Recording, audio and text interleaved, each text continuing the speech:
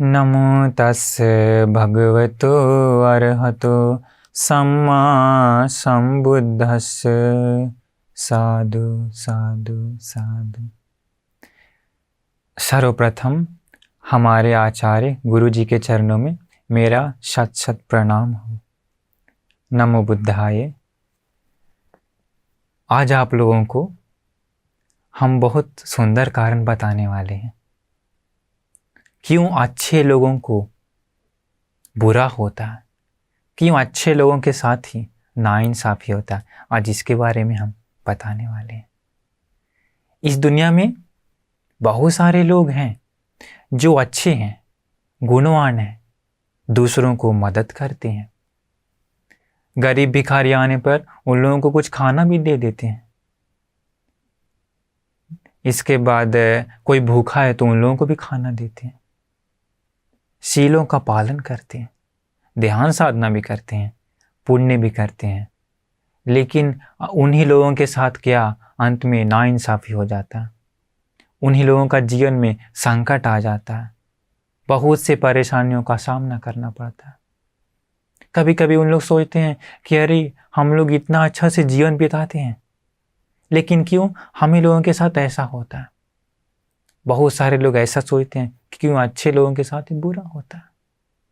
कोई कोई लोग कहते हैं कि अरे वो आदमी कितना अच्छा था, बड़ा ही अच्छा आदमी था, लेकिन बेचारा का एक्सीडेंट हो गया, जवानी समय ही मृत्यु हो गया। या तो फिर कहते हैं कि बेचारा जवान था, एक्सीडेंट के कारण हाथ पैर टूट गया। या बोलते हैं कभी कभी कि अरे वो कितना अच्छा आदमी है, कभी गलत काम नहीं करता, सबका भला ही करता, लेकिन बेचारा को कैंसर हो गया या कोई खतरनाक रोग पकड़ लिया। या कहते हैं कि उसका हाथ पैर टूट गया। या बोलते हैं कि अरे वो कितना अच्छा था, लेकिन बेचारा का घर में आग लग गया। या बोलते हैं कि उसका दुकान जल गया, अरे बेचारा। ऐसे बोलते हैं अच्छा है, परंतु उन लोगों के साथ ही बुरा हो गया। और कभी कभी होता है बेचारा बच्चा में ही बेचारा का माँ बाप का देहांत हो गया, बेचारा बच्चा अनाथ हो गया। बोलते हैं लोग कि अरे क्यों आखिर इतना अच्छा लोगों के साथ ऐसा बुरा हुआ। तो आज आप लोगों को हम उसी के बारे में बताने जा रहे हैं कि क्यों ऐसा होता है, आखिर क्यों होता है। हम आज आप लोगों को 2 सत्य घटना बताने वाले हैं। वो 2 सत्य घटना के जरिए आपको समझ में आ जाएगा कि आखिर ऐसा क्यों होता है, तथा उसका बचने का क्या कोई मार्ग है। तो मार्ग है तो कैसे है, वो भी आपको समझ में आ जाएगा।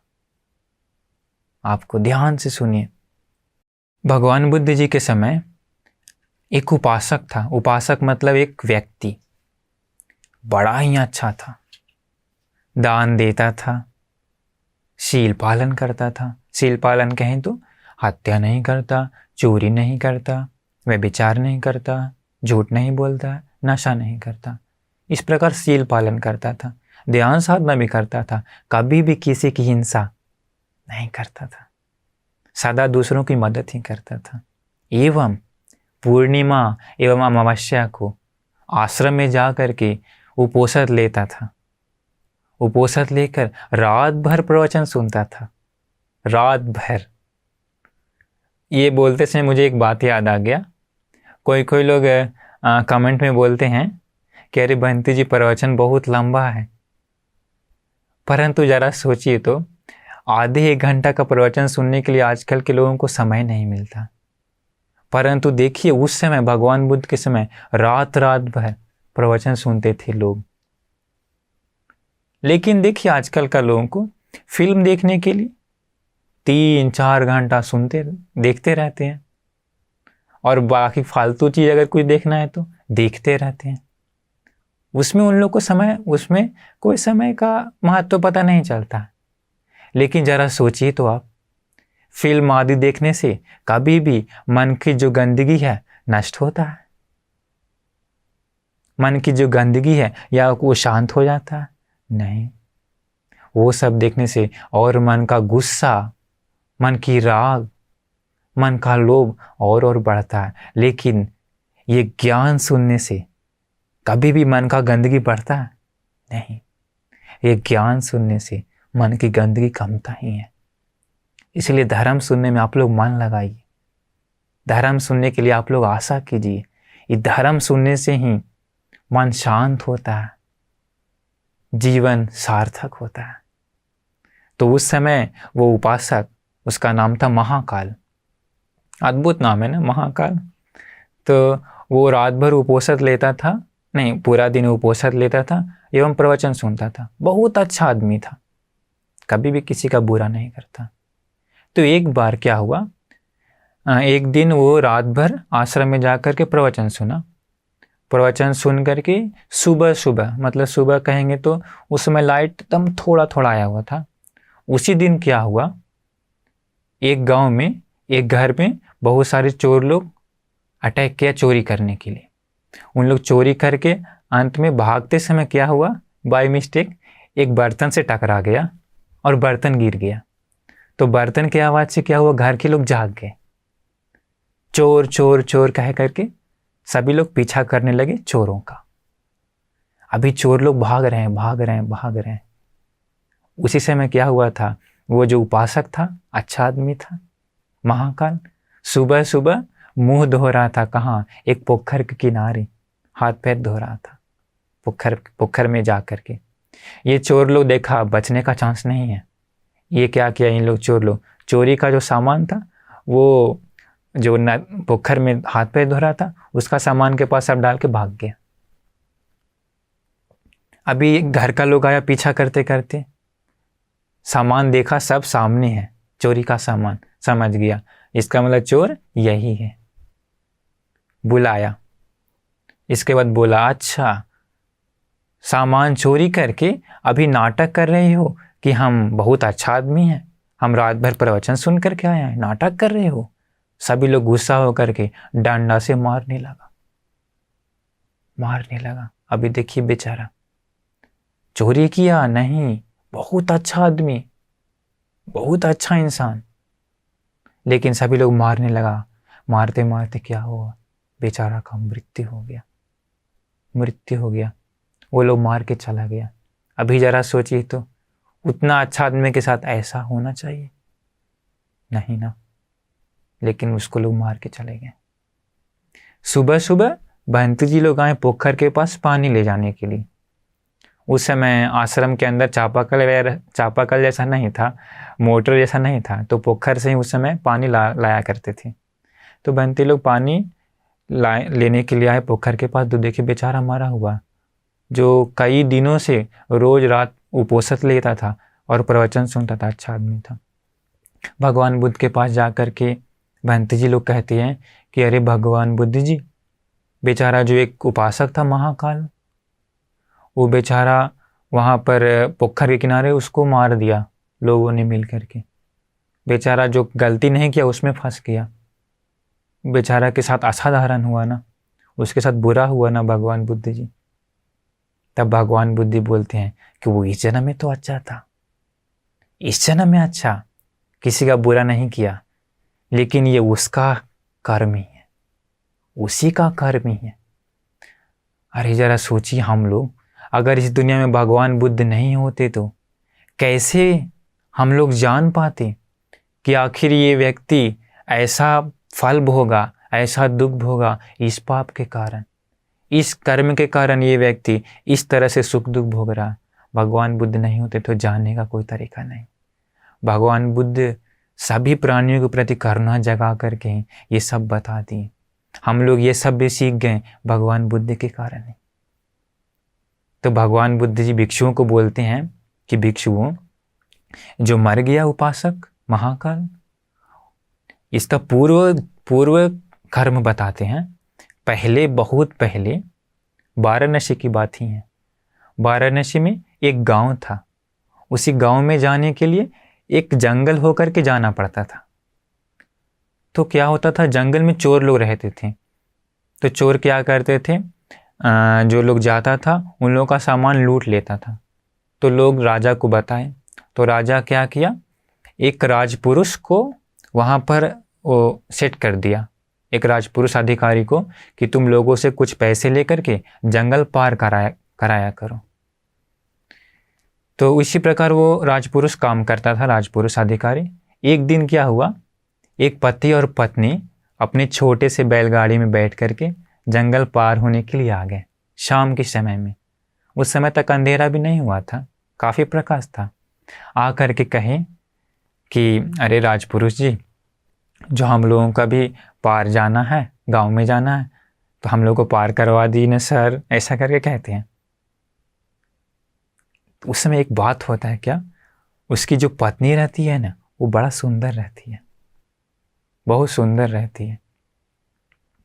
ये जो राजपुरुष रहता है, जो मेन आदमी अधिकारी, वो उसका पत्नी को देख करके आसक्त हो जाता है, उसके ऊपर राग उत्पन्न हो जाता है, तृष्णा जाग जाती है। भगवान बुद्धि बताएं कि जब कभी भी मन में राग उत्पन्न होता है तो वो व्यक्ति अंधा हो जाता है, उसको अच्छा कब अच्छा बुरा कुछ भी समझ में नहीं आ जाता है। ये राग एक आग के समान है। तो वो आदमी, वो अधिकारी राग नाम की आग से जल गया, अंधा हो गया। अभी उसको अच्छा बुरा कुछ समझ में नहीं आया, क्यों, राग से जल गया। इसके बाद बोला कि नहीं नहीं, अभी नहीं जाना है, अभी अंधेरा होने वाला है, कल सुबह आप लोगों को पार कराया जाएगा जंगल। उन लोग बोला ऐसा मत बोलिए सर, अभी तो लाइट भी है, प्रकाश भी है, जो प्लीज़ हम लोग को पार करा दीजिए जंगल। कितना भी बोले पर वो नहीं माना। वो बोला कि नहीं नहीं, आज नहीं, कल सुबह हम तुम लोगों को रहने के लिए जगह देंगे, खाने के लिए खाना देंगे, इसलिए तुम लोग रह जाओ। इसके बाद रात हुई, रात में उन लोगों को खाना मिला, रहने के लिए जगह भी मिला। वो अधिकारी जो था वो प्लान बनाया। देखिए मनुष्यों का कैसा कैसा प्लान होता है। उसका एक स्पेशल डायमंड था उसके पास, महंगा एक हीरा था। वो हीरा क्या किया, उन दोनों का बैलगाड़ी में डाल दिया चुपके से। सुबह हुआ, सभी लोग निकल गए।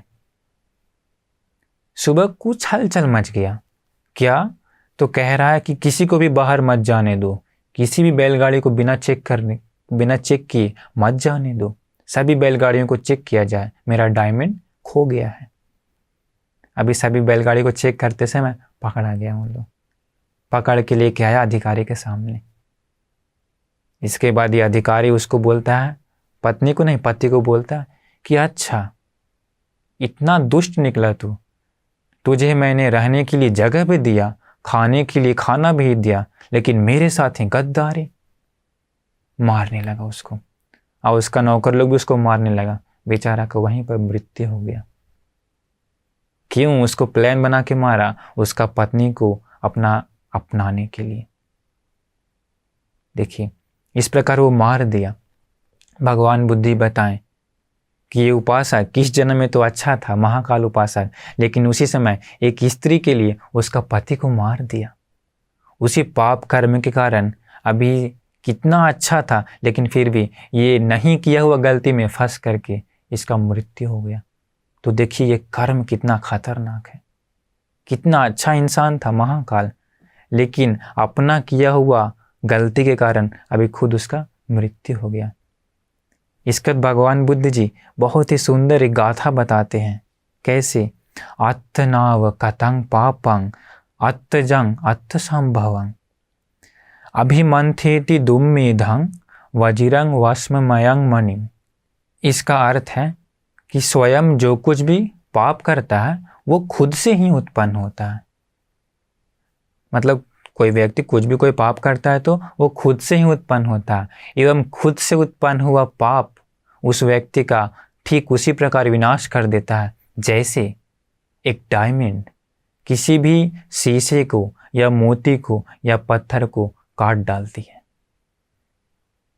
समझ गए?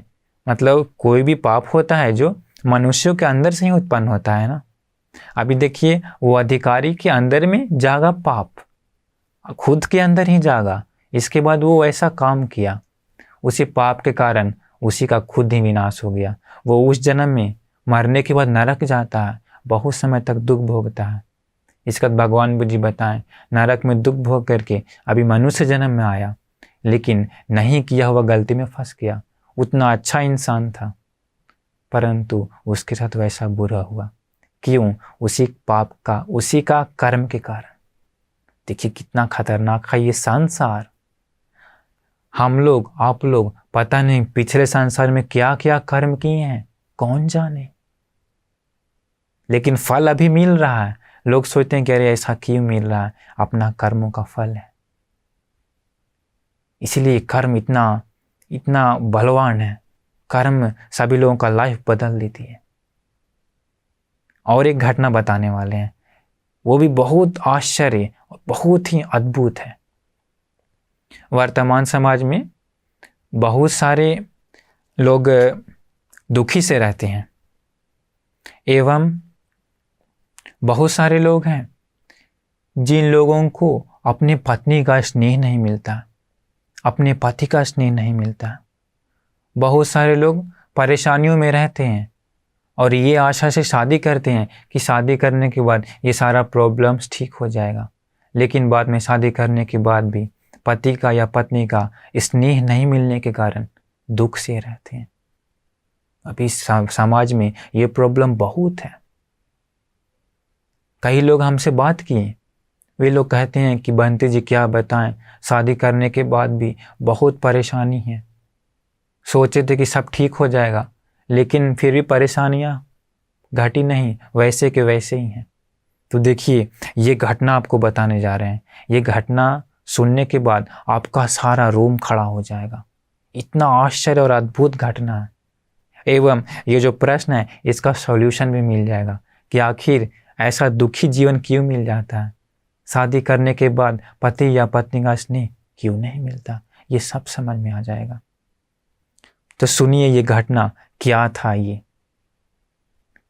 भी पूर्व में घटित हो चुका है। घटना से ही हम लोगों को समझ सकता है, हम लोगों को अपना जीवन में उतार सकता है कि अरे उसके साथ ऐसा हुआ तो हम लोगों को ऐसा नहीं करना, उसी से हम लोगों को बच सकते हैं।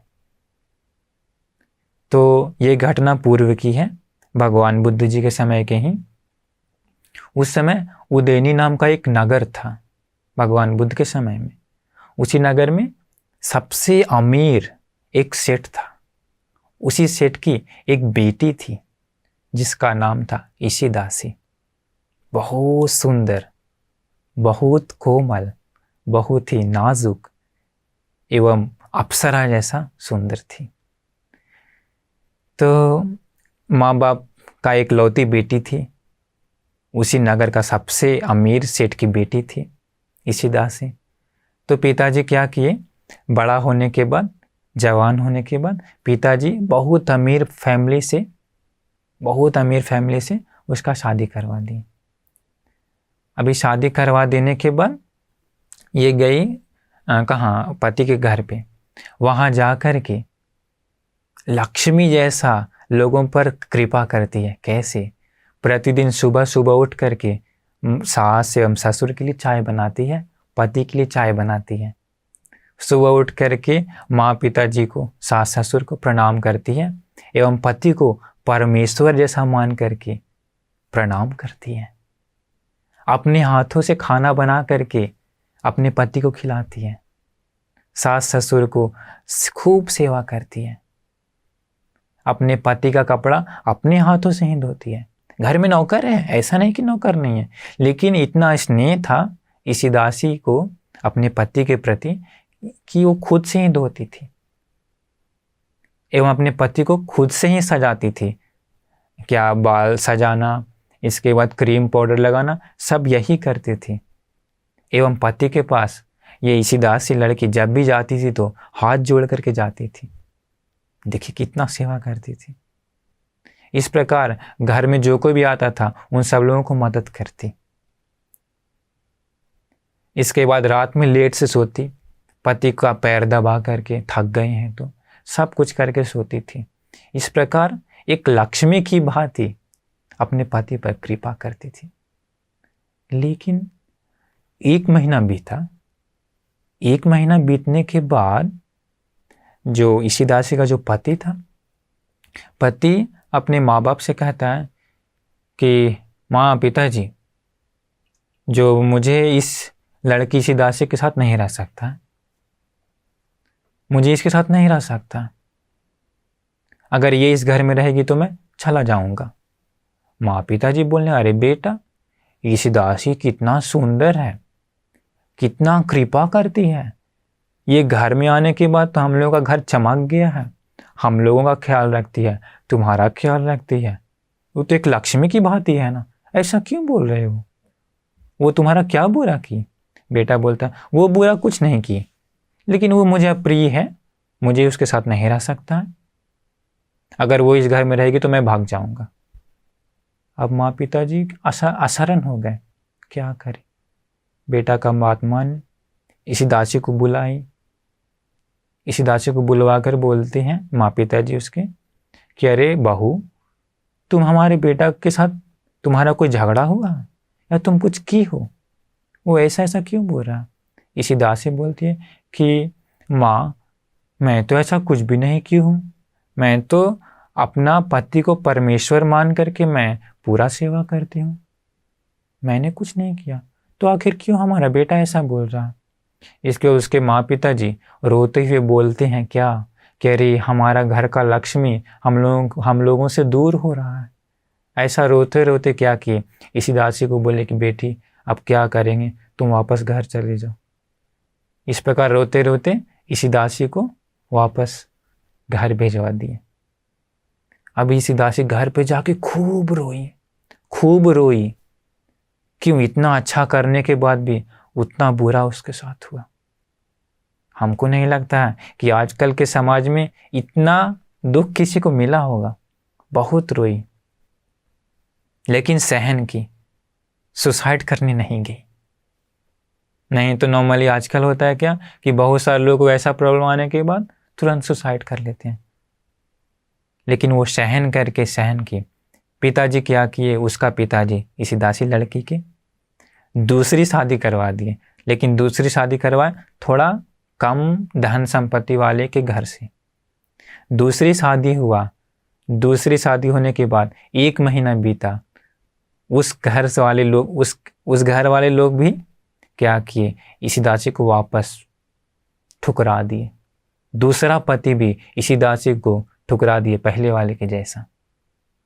इसी दासी बहुत रोई, बहुत रोई, बहुत रोई, अंत में आंख में आंसू नहीं बचा, इतना रोई।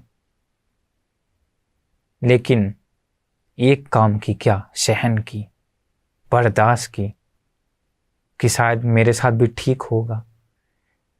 इसके बाद पिताजी, इसी दासी के पिताजी बोले कि अरे बेटी क्या करेंगे, सहन करो, हम लोग कुछ और उपाय खोजते हैं।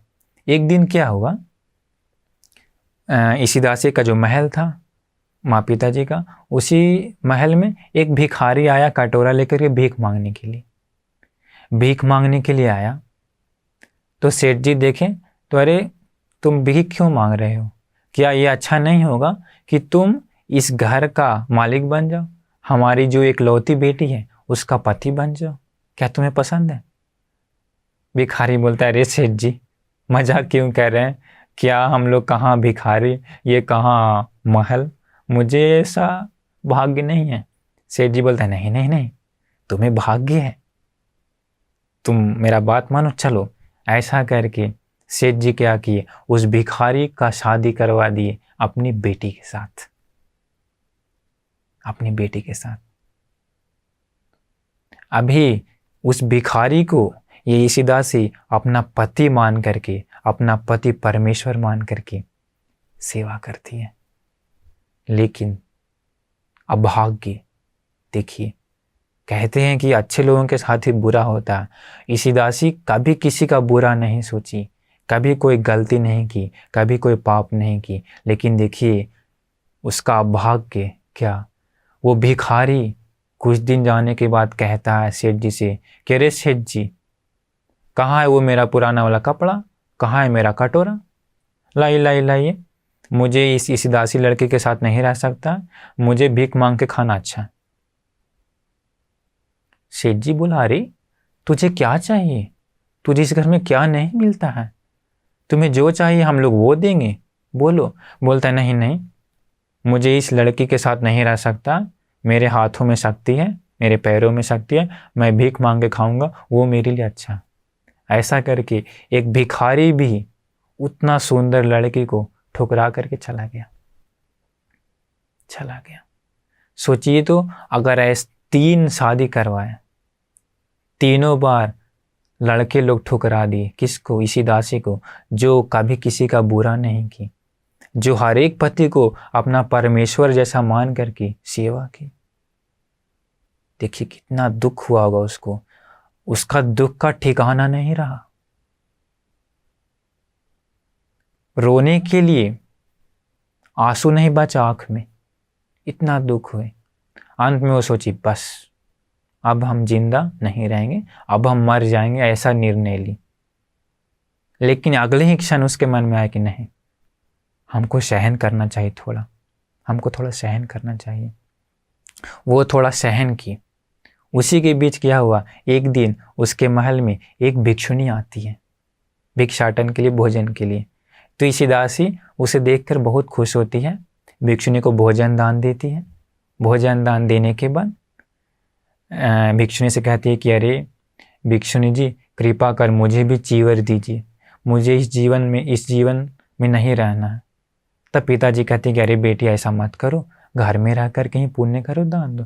बोलती है इसी दासी, नहीं पिताजी, ये मेरे पापों का फल ही है, मैं बुद्ध शासन में भिक्षुणी बन करके इन सारे पापों को नष्ट करूंगी, इसलिए मुझे मत रोकी पिताजी।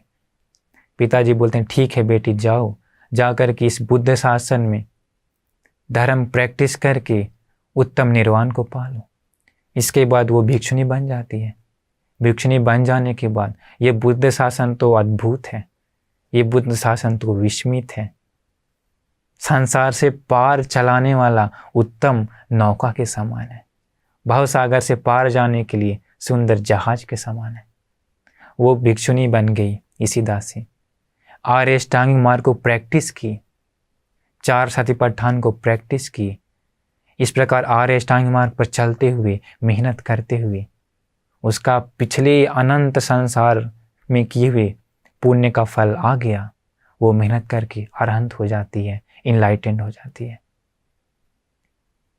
विमुक्त हो जाती है, मोक्ष को पा लेती है।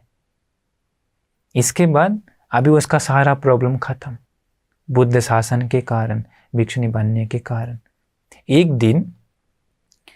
दिन वो एक दूसरी भिक्षुणी थी जिसका नाम था बोधि, उसके साथ एक दिन भिक्षाटन करके, भोजन करके साथ में बैठी हुई थी। तो एक दूसरी भिक्षुणी थी जो बोधि, वो इसी दासी भिक्षुणी से पूछती है कि अरे आर्या, तुम तो बहुत ही सुंदर हो, बहुत ही जवान हो, फिर क्या खतरा देख करके तुम घर द्वार त्याग करके चीवर पहने? तब इसी दासी भिक्षुणी कहती है कि ठीक है, मेरे बातों को ध्यान से सुनिए, आखिर मैं क्यों चीवर पहनी। इसके बाद इसी दासी अपना वो जो पूरा घटना था, शादी का जो सारा प्रॉब्लम था, वो सब बता दी। सब बता करके इसी दासी कहती है कि बोधि भिक्षुणी को कहती है कि बोधि, मुझे अभी 7 जन्म पूर्व देख सकता है, पीछे 7 जन्म तक देख सकता है। वो कहती है कि अभी से, इसी दासी भिक्षुणी इसी दासी कहती है कि अभी से 7 जन्म पहले हम एक लड़का थे। इसका मतलब वो इसी दासी 7 जन्म के पहले एक लड़का थी। और वो कहती है कि हम उस समय बहुत ही सुंदर थे, बहुत ही अमीर थे, एवं सोनार का परिवार में मेरा जन्म हुआ था उस समय।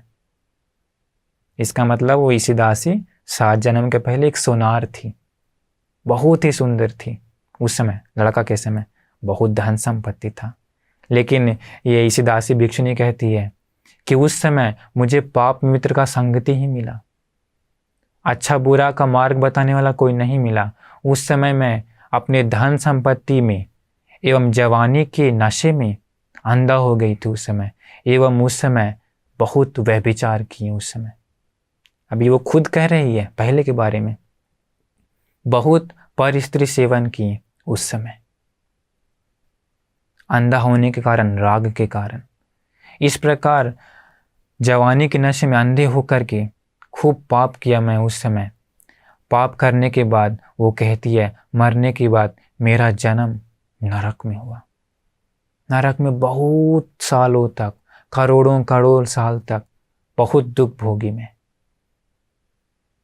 देखिए तो वर्तमान में कितने सारे लोग हैं जो जवानी के नशे में कितना गलत करते हैं, कितना व्यभिचार करते हैं, लेकिन जवानी का नशा तुरंत खत्म हो जाता है बुढ़ापा के पास। बूढ़ा होने के बाद सारा नशा टूट जाता है। अंत में बूढ़ा होने के बाद पछताते रहते हैं कि अरे हम ऐसा ऐसा गलती की। तब तक तो देर हो जाती है। मृत्यु होता है। मृत्यु होने के बाद अपना किया हुआ कर्म उसका फल देता है। कर्म उसका फल देता है। तो इसी दासी बोली कि उस समय हम व्यभिचार किए बहुत, व्यभिचार करने के कारण मैं नरक में जन्मी, बहुत दुख भोगी। इसके बाद कहती है कि नरक में बहुत समय तक दुख भोग करके उसके बाद मेरा जन्म हुआ बंदर के रूप में। बंदर के रूप में जन्म हुआ, लेकिन जन्म होकर के 7 ही दिन बीता था। 7 दिन बीतने के बाद क्या हुआ, जो बंदर का मेन लीडर था, मेन लीडर आकर के क्या किया, जो मेरा पुरुष लिंग था उस समय उसको नोच करके चला गया। तड़पते तड़पते मेरा मृत्यु हो गया। व्यभिचार करने का फल, पर स्त्री सेवन करने का फल, मुझे उस समय वैसा दुख मिला, वो पर स्त्री सेवन का फल ही है। इसके बाद इसी दासी भिक्षुणी कहती है कि उसके बाद मेरा जन्म हुआ एक गधा का पेट में, गधा के रूप में जन्म हुआ। इसके बाद जन्म होने के कुछ समय बाद क्या हुआ, कोई आ करके जो पुरुष लिंग था उसको फोड़ दिया। लोग फोड़ देने के बाद वो कहती है कि उस समय मैं बहुत तड़पते तड़पते दुख भोगी। 10 सालों तक अपने पीठ पर बोझा ढोई, लेकिन जो फोड़ दिया था वहाँ सड़ गया था, कीड़ा लग गया था। तड़पते तड़पते तड़पते मेरा मृत्यु हो गया। भिक्षुणी से दासी कहती है कि उस समय भी वो दुख मुझे मिला व्यभिचार करने के कारण, पर स्त्री सेवन करने का वो फल था उस समय। देखिए तो ये व्यभिचार कितना खतरनाक है। मनुष्य लोक में रहते समय कुछ पता नहीं चलता, कर्म करते समय कुछ पता नहीं चलता, लेकिन कर्म का जब फल मिलने लगता है आंसू बहा करके दुख भोगना पड़ता है। नरक में वो दुख भोगी, लेकिन पाप का फल खत्म हुआ नहीं। बंदर जन्म मिला, वहां भी दुख भोगी, पाप का फल खत्म नहीं हुआ। गधा का जन्म पाई, लेकिन अभी भी पाप का फल खत्म नहीं हुआ। इसके बाद भिक्षुणी सी दासी कहती है कि वो गधा का मृत्यु हुआ तड़पते तड़पते। इसके बाद उसका जन्म हुआ एक गाय का रूप में, गाय का पेट। बछड़ा जिस दिन गाय जन्म देती है बच्चे को, तो जन्म के कुछ समय बाद क्या होता है, फिर से कोई लोग आकर के उसका जो पुरुष लिंग है उसको फोड़ देते हैं। देखिए कर्म कितना खतरनाक है, बच नहीं सकता कर्म का फल से। इसके बाद भिक्षुणी सी दासी कहती है कि उस गाय का जन्म में भी मुझे बहुत दुख मिला, बहुत तकलीफ मिला। कई सालों तक मुझे हल जोतना पड़ा। उसी हल जोतते जोतते मैं बहुत दुख भोगी। उस समय सोनार के समय अंधा होकर के मैं जैसे व्यभिचार की थी उस समय, उसी का फल के कारण क्या हुआ, गाय जन्म में भी बहुत दुख भोगते हुए उस जन्म में भी अंधा हो गई। कहती है कि मैं गाय के समय अंधी हो गई। उस प्रकार तड़पते तड़पते मेरा मृत्यु हो गया। इसी दासी कहती है कि वो दुख भी मुझे मिला व्यभिचार करने के कारण, पर स्त्री सेवन करने के कारण। इसके बाद वो कहती है इसके बाद गाय का जन्म में मृत्यु हुआ। उस मृत्यु होने के बाद वो कही कि इस बार मेरा जन्म हुआ मनुष्य लोक में। देखिए बहुत समय के बाद मनुष्य लोक में आई। क्यों, पहले नरक गई, इसके बाद बंदर का जन्म पाई, गधा का जन्म पाई, इसके बाद गाय का जन्म पाई, इसके बाद आई मनुष्य लोक में। लेकिन वो कहती है कि उस बार मेरा जन्म हुआ ना तो पुरुष ना ही स्त्री, क्या, नपुंसक लिंग, नपुंसक के जन्म हुआ उसका। देखिए व्यभिचार का फल है ये नपुंसक का जन्म। भिक्षुणी सी दासी कहती है कि उसी जन्म में भी मुझे बहुत दुख मिला, बहुत दुख भोगते हुए 30 साल तक मैं जीवन बिताए, मृत्यु हुआ। मृत्यु होने के बाद उसके बाद का जन्म हुआ मनुष्य लोक में, लेकिन गरीब लड़की के रूप में। और ऐसे घर में जन्म हुआ जिस घर में दूसरे घर से बहुत सारा उधार लिया हुआ था, बहुत उधार लिया हुआ था। तो ये जन्म होने के बाद में जो मालिक था, जो मालिक होता है उधार वाला का, वो मालिक आकर के उधार मांगने लगा इस गरीब घर से, परंतु देने की क्षमता नहीं है। इसके बाद देने की क्षमता नहीं होने के कारण मालिक क्या किया, इस लड़की को उठा करके ले गया, जो जन्म हुआ जिसका हम बताएं। उस समय उसका उम्र 16 था। तो भिक्षुणी सी दासी कहती है कि वो लोग मुझे उठा करके ले गए ज़बरदस्ती, और उस मालिक का एक बेटा था गिरिदास नाम का, वो मेरे साथ शादी कर लिया। शादी होने के बाद वो तो रही, लेकिन उसी पति का और एक पत्नी थी जो शीलवान थी, गुणवान थी। तो इसी दासी कहती है कि मुझे उससे ईर्ष्या आ गया। उस समय ईर्ष्या आने के बाद मैं हमेशा पति को चुगली करती थी, हमेशा चुगली करती, और ऐसा ही काम करती जिससे पति उससे अप्रिय हो जाता, पहली पत्नी से अप्रिय हो जाता, पहली पत्नी से हमेशा गुस्सा होता। इसके बाद भिक्षुणी सी दासी कहती है कि उस प्रकार से जीवन बिता करके मेरा मृत्यु हुआ। मृत्यु होने के बाद ये जन्म पाए। ये जन्म में मैं पहला पति को परमेश्वर जैसा मान के खूब सेवा की, परंतु मुझे पति का प्यार नहीं मिला, पति का स्नेह नहीं मिला। दूसरा शादी हुआ, लेकिन दूसरा पति से भी स्नेह नहीं मिला।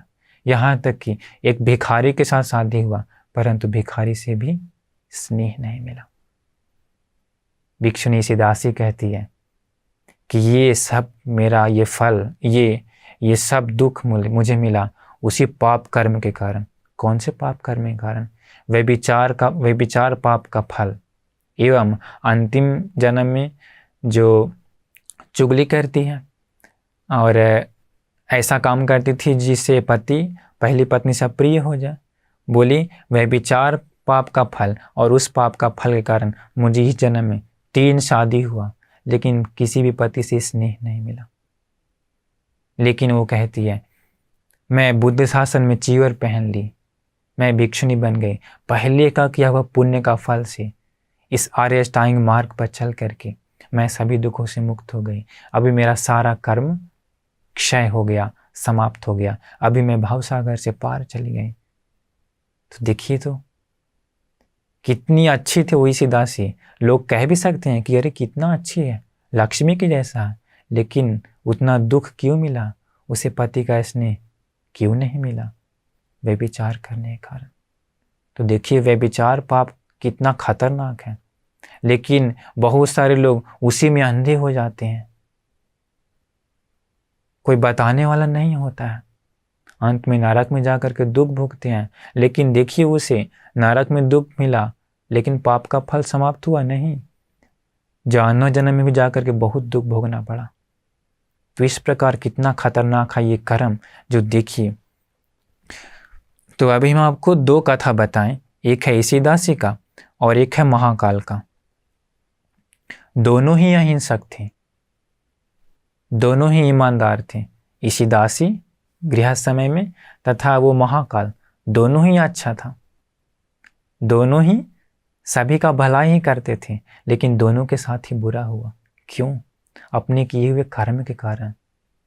तो शायद आप लोगों के साथ भी कभी कभी ऐसा हो सकता है, कभी कभी आप लोग अच्छे होंगे, लेकिन आप ही लोगों के साथ कभी कभी बुरा होता होगा, नाइंसाफी होता होगा, अनहोनी होता होगा। तो समझ जाइए ये आप लोगों का ही कोई ना कोई कर्म होगा। इसीलिए भगवान बुद्ध जी कहते हैं एक चीज है उसे कभी मत करो, या तो किसी के सामने या चोरी चोरी। वो क्या? पाप। पाप कभी मत करो, चोरी से भी या किसी के सामने। क्यों? भगवान बुद्ध जी बताते हैं क्या? नाहं भिक्खवे संचेतनिकानां कम्मानां कथानां उपचितानां अपटि संविदित्वा व्यंति भावं वदामि। इसका अर्थ भगवान बोलते हैं कि भिक्षुओं, जानबूझकर किया हुआ कोई भी कर्म बिना फल दिए समाप्त नहीं होता। इसका मतलब इस जीवन में जानबूझ करके हम आप सभी लोग जो कुछ भी कर्म करते हैं, चाहे शरीर से, चाहे वाणी से, चाहे मन से, चाहे अच्छा चाहे बुरा, बिना फल दिए समाप्त नहीं होता। तो इसलिए भगवान बुद्ध जी कहते हैं कि इस पाप को किसी के सामने भी मत करो, एवं चोरी चोरी भी मत करो, क्योंकि उसका फल से बच नहीं सकता है। भगवान बुद्ध जी कहते हैं, न अंतरिक्षे न समुद्र मच्छी, चाहे अंतरिक्ष में भाग जाओ, चाहे समुद्र के अंदर चले जाओ। न पब्बता न विवरंग भविष्य, चाहे पर्वत के अंदर चले जाओ, चाहे गुफा में चले जाओ, लेकिन भगवान बुद्ध बोलते हैं उस पाप कर्म का फल से नहीं बच सकता है।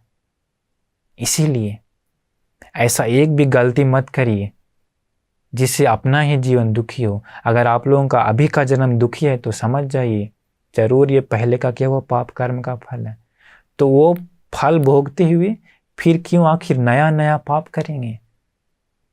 अगर आपको इसी प्रकार से अगले जन्म में भी दुख भोगना है तो पाप करना होगा, लेकिन कोई भी दुख पसंद नहीं है। इसलिए दुख पसंद नहीं है तो वैसा कर्म जमा मत करिए।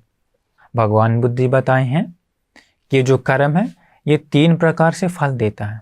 एक है दिट्ठ धम्म वेदनीय, एक है उपपज्य वेदनीय, एक है अपरा परिवेदनीय कर्म। इसका मतलब बहुत सारे कर्मों का फल कभी कभी उसी जन्म में मिल जाता है जिस जन्म में करते हैं, लेकिन भगवान बुद्ध बताएं और कुछ पाप कर्म होते हैं या पुण्य कर्म जो भी है अगले जन्म से मिलना शुरू होता है। अधिकतर क्या होता है ना, जो पुण्य और पाप होता है अधिकतर अगले जन्म से ही शुरू होता है, मरने के बाद से ही शुरू होता है। नहीं तो अगर इसी जन्म से मिलना शुरू हो गया तो कोई पाप नहीं करेगा, दुख मिलना शुरू हो गया तो। और भगवान मुझे बताएं तीसरा जो होता है अपरा परिवेदनीय कर्म, वो होता है निर्वाण पाने तक, मोक्ष पाने तक कभी भी फल दे सकता है। इसी दासी को मिला, अंतिम जन्म में भी फल मिला उसको, वो व्यभिचार किया हुआ का फल। तो देखिए कितना खतरनाक है कर्म। अभी आप लोगों को शायद प्रश्न हो सकता है, कभी कभी आप लोग का मन में आ सकता है कि अरे हम लोग से भी पहले गलती हो गया, मिस्टेक हो गया, पाप हो गया, क्या करें, कैसे बचें? तो ये बुद्ध शासन अद्भुत है, ये बुद्ध शासन अद्भुत है। इस बुद्ध शासन में बहुत सारे पापी लोग आकर के अपने सारे पाप को मिटा दिए। आप लोग सुने होंगे अंगुलीमाल डाकू था, बहुत सारे लोगों का हत्या किया, लेकिन वो भगवान बुद्ध की शरण में आकर के अपने सारे पापों को मिटा करके उत्तम मुनि बन गए, निर्वाण पा लिए। भगवान बुद्ध जी के समय एक सिरिमा नाम की वैश्या थी जिसका काम था वैश्या का, लेकिन जिस दिन उसे ज्ञान सुना, जिस दिन वो समझ गई कि अरे ये गलती है, भगवान बुद्ध का धर्म सुने, उसी दिन वो सारे गलतियों को छोड़ करके, उन सारे धंधों को छोड़ करके भगवान बुद्ध की रास्ता पर आ करके आर्य अष्टांग मार्ग पर चल करके अपना उद्धार कर ली। तो इसलिए कभी कभी आपको अपना पुराना गलती याद आ सकता है, तो इसलिए आज से ही आप संकल्प ले लीजिए, कसम ले लीजिए कि आज से हम हत्या नहीं करेंगे, चोरी नहीं करेंगे, व्यभिचार नहीं करेंगे, अपना पत्नी से खुश रहेंगे, झूठ नहीं बोलेंगे, नशा नहीं करेंगे। आज से हम पंचशील पालन करेंगे और आज से ही आप त्रिशरण में चले जाइए, क्योंकि ये त्रिशरण अद्भुत नौका है, अद्भुत नौका है जो भवसागर को पार चलाती है, पार चलाती है। आज से ही आप लोग पंचशील को पालन करना शुरू कर दीजिए। पहले किया हुआ गलती को भूल जाइए, जो हो गया सो हो गया। लेकिन अगर आज से आप सही रास्ते पर आ जाते हैं, तो पुण्य के रास्ते पर आ जाते हैं, तो आप अपने पुण्य कर्मों से, अपने कुशल कर्मों से उन पापों को ढक सकते हैं, उन पापों को मिटा सकते हैं। और भगवान बुद्ध जी बताएं विशेष रूप से मैत्री साधना के बारे में। आप शील पालन करते हुए, ध्यान साधना करते हुए आप मैत्री साधना कीजिए। मैत्री साधना से भगवान बुद्ध जी बताते हैं बहुत सारे पाप कर्मों को ढक सकते हैं। मैत्री साधना से हम पहले भी मैत्री साधना के बारे में बताए हैं, वो करिए, आपका बहुत ही कल्याण होगा, आपका मंगल ही होगा। तो इसलिए उन पुराने आदतों को छोड़ करके आज से आप सही रास्ते पर आ जाइए। आप लोगों को ज्ञान बताने वाला कोई है। वो इसी दासी को उस समय, पूर्व समय में, सोनार के समय बहुत व्यभिचार की थी। ज्ञान बताने वाला कोई नहीं था, गलती बताने वाला कोई नहीं था, लेकिन जब फल मिलने लगता है बहुत दुख मिलता है। इसलिए आप लोग आज से सारे गलती को छोड़ दीजिए, सारे गलती को छोड़ दीजिए। तो आज आप लोगों को 2 घटना बताएं, एक इसी दासी का और एक महाकाल का। दोनों के साथ ही नाइंसाफी हुआ था, बुरा ही हुआ था, लेकिन वो बुरा हुआ अपने कर्म के कारण। तो आज भी समाज में कभी कभी बचपन में ही लोग अनाथ हो जाते हैं। किसी किसी का घर में आग लग जाता है, दुकान में आग लग जाता है, एक्सीडेंट होकर के जवानी में ही मृत्यु हो जाता है। ये सब क्या है? अपना कर्मों का फल। इसलिए पुराने कर्मों को भोगते हुए, उसका फल भोगते हुए नया पाप कर्म मत करिए, उससे आपको ही कष्ट मिलेगा। इसलिए आज से आप इस सही रास्ते पर आ जाइए। त्रिशरण में आकर के, पुण्य के रास्ते पर आकर के अपना जीवन को मंगलमय कर लीजिए, कल्याणमय कर लीजिए। आपको अभी समझ में आ गया होगा कि आखिर क्यों अच्छे लोगों के साथ बुरा होता है। हमको लगता है कि पूरा कंप्लीट हो गया होगा वो प्रॉब्लम। तो आप लोगों को भगवान बुद्ध का आशीर्वाद से, धर्म के आशीर्वाद से, संघ की आशीर्वाद से आप लोगों को मंगलमय जीवन बिताने का भाग्य मिले। नमो बुद्धाय।